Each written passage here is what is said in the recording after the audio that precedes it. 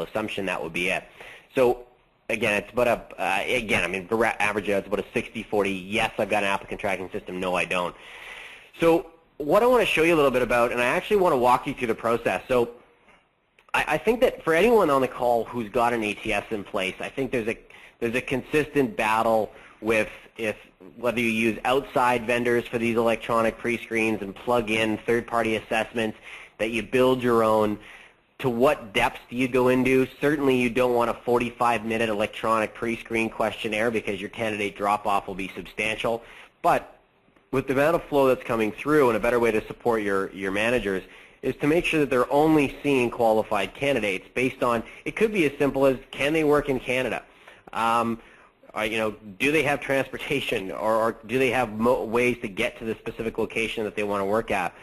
What is their core interest? What areas do they want to work at? Do they want to work in the back? Do they want to stock shelves? Do they want to be at the sales counter? Those types of questions can make a big impact on store managers' time and support them, so that instead of them looking at 15 to 20 resumes, they're looking at a smaller group of 3 to 5 that are more likely to be a fit. So I'm actually going to walk you right through one of our processes here, and I'm going to show you how this all works together. So I'm going to go back to Twitter.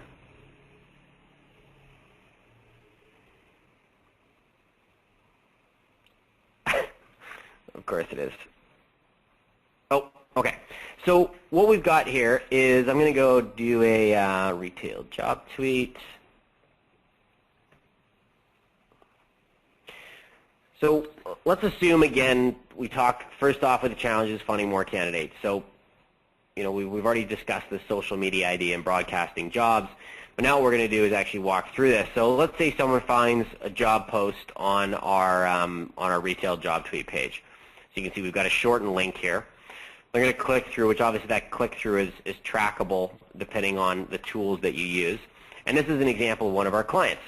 So for those of you in Vancouver or in the BC region who are pet lovers, you'll be very familiar with Busiest Pet Food. They're a client of ours who's a fantastic boutique pet food supplier and item supplier. We've been working with them now for about 6 months or so. So you can see here they've got a variety of roles that we've got. And let's say we're going to apply for a pet specialist role. So the core of my guess is that the companies that don't have an ATS, you probably have some kind of basic way to either say apply to us at hr@retailcompanyname.com, or you're potentially just having them download an application and walk into the store. For those of you with an ATS, there could be varying degrees of complexity that you have, so please bear with me as we go through this. So as we walk through, a candidate would obviously apply for this role. I'm going to go create just a fake email address and submit. So as they register for the process, and what I'm going to get to here is an example of behavioral pre-screen type questions and ways that you can look at structuring. So Cam Lager, and I'm not going to fill this out because it's just for the sake of time. Secondary phone number, cell phone, best contact time, late mornings, method. So this can really help your managers as well understand how to reach out to, when and how to reach out. Then there's availability. So this person's going to say, yep, I can work 5 to 5, 4 to closing, and basically available both. How many hours per week? Up to 24. Means of transportation, bicycle, part-time. Again, what you're doing here, depending on your organization, what you can do is, if you have an ATS in place, you can likely go capture some very, very basic information in the registration process that allow you to cut and dice your applicant tracking system with basic field searching. And for those of you who don't have an ATS, I'm sure this is giving you some ideas on how to better process candidates. Okay, I'm just going to skip through this.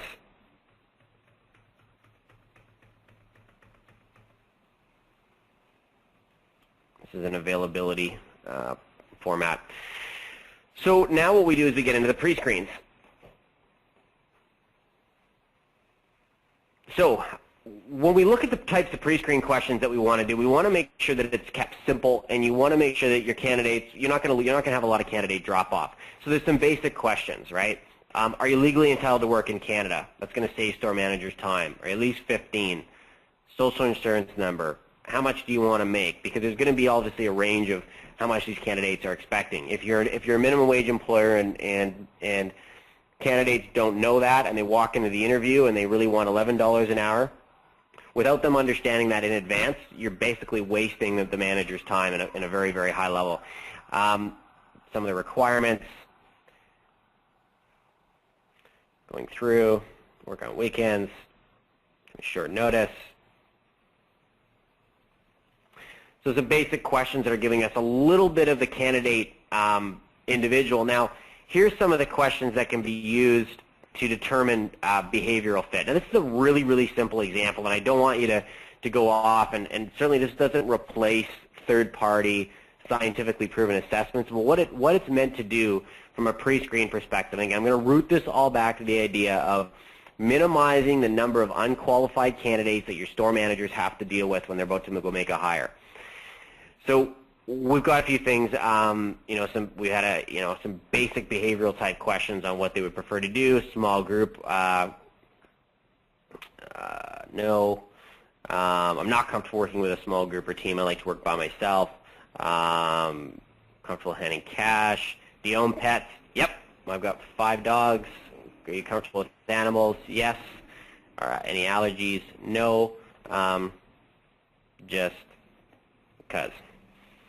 So that's a really basic example of how you can use applicant tracking systems. Now, what you can see here is this individual actually applied through a specific geographic posting, so they can actually say which locations, based on where they've applied from and where they live, you can organize your applicant tracking system, again, to make things very simple. So more or less, as they go through that process, what this does, and your applicant tracking system, if you've got one in place, should obviously be scoring these candidates based on their requirements, their fit, their amount of money they want, and ultimately providing some kind of a sorting mechanism for your managers to make it very, very easy for them to just talk to what is higher, more likely to be qualified candidates. So that's a bit of a long demo, but what I wanted to, in particular, for the 40% of the people on this call without an applicant tracking system in place, this is not expensive technology that you can put in place and make a big impact for your store managers. For those of you with an applicant tracking system in place, you may or may not be using pre-screens. I do know that there's some retailers on this call right now with some very, very sophisticated systems who have very, very deep pre-screening assessments. So I know it's a bit of a happy medium there for everyone. Some of this stuff may be old hat for those of you on the call. So as I go back to the presentation here, the last piece that we find is too much time also includes the fact that they're looking at unqualified candidates, but this idea of too much time on the administrative function of recruitment, scheduling interviews, interviewing the candidates, potentially reference checking the candidates, telling head office that they've hired someone, processing the paperwork so they get paid on time, and so forth. What we found, and our belief on the simplest way to go solve that challenge for the hiring managers, for the hardcore recruiters on the call, we may decide to go use workflows internally that have got 9 steps in that workflow. If your store managers are working through hiring workflows that are 9 steps, you're going to have problems, and your reporting is going to be a total mess. And I'm guessing I'm getting a few nods from people on the other end of the call right now. So what our recommendation is to look at a very simplified way. If you can support your store managers in pre-screening the candidates, so again, I'm going to step back two levels here.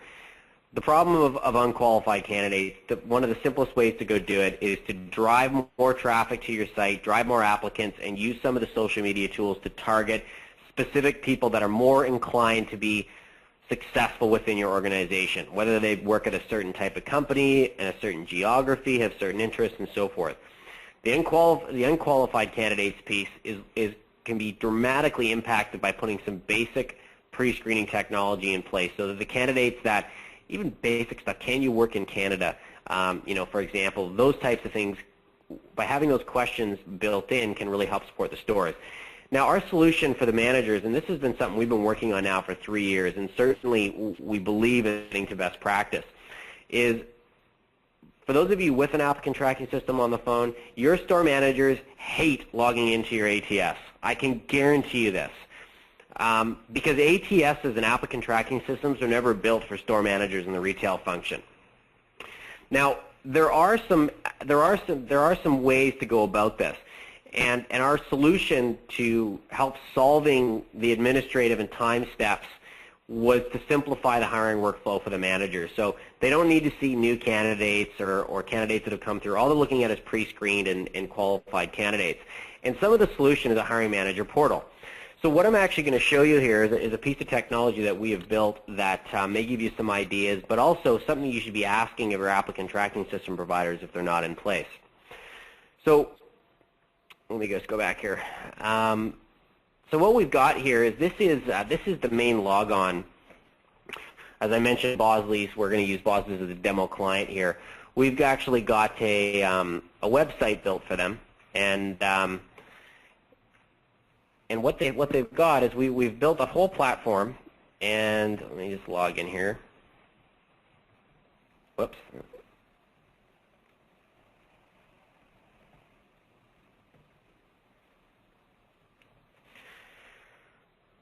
So many of you have different systems built. Some of you have HRIS systems and so forth. But what I wanted to show you here was a very basic application that will give you some ideas on how you can better support. So this is the store manager.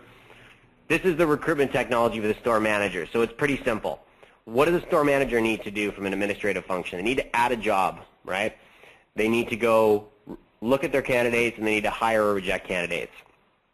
So if you are looking at other technology, other recruitment technology, this is going to be a core component of everything that you'll see for the next couple of years. Applicant tracking systems and general recruitment technology recognize that they need to do a better job of supporting more than just recruiters and HR people within an organization. So what you've got here is a simple application that more or less, so let's see here, again my computer's acting a little bit slow.